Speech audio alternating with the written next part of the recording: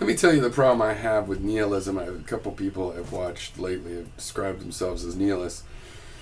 Now, as a cynical methodology for cynics, so that you can criticize anything, fine. This is an ombudsman technique. Um, but as a technical philosophy, the problem with nihilism is that you basically have a group of people that have shown that the objectivists' epistemology, that is dogmatists basically of all sorts, that there is one answer, even if we don't know it, to everything and it's absolute and all this. You've seen that is invalid.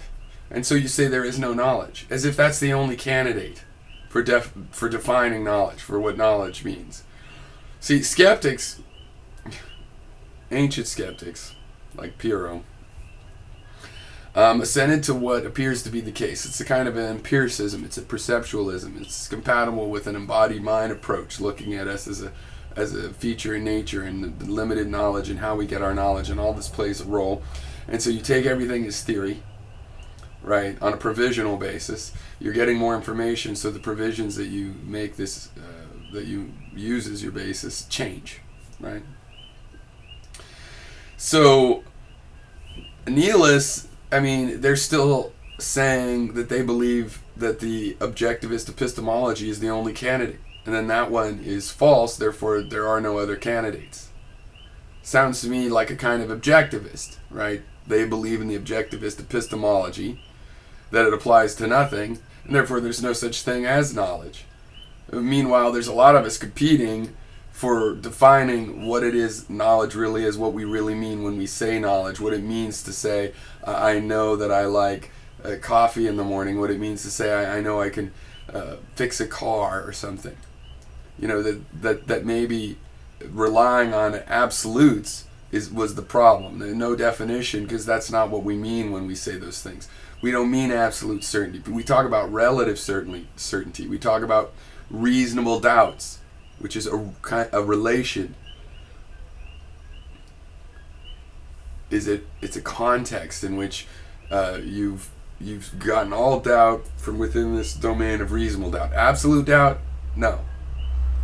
So if you're going to adopt the epistemology of objectivism just to reject it, it's like Satanists that adopt Christianity but reject God. They're still kind of Christian. They're just worshiping the antagonist instead of the protagonist. And that's what nihilism is. Nihilism is still kind of dogmatism that holds that we can be certain we don't know anything, because we proved that the definition of certainty is unachievable. But that's only absolute certainty. Skeptics and relativists don't hold for absolute certainty. They say that you can measure relative to something else.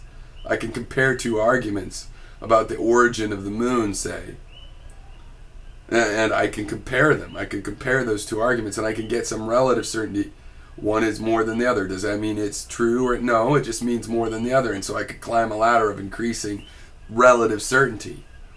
These are candidates for definitions of these terms which predate their objectivist,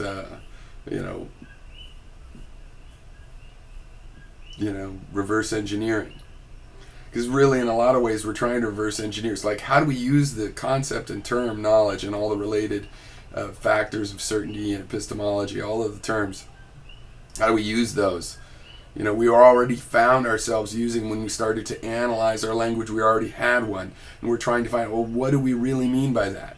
We come up with definitions which could fail.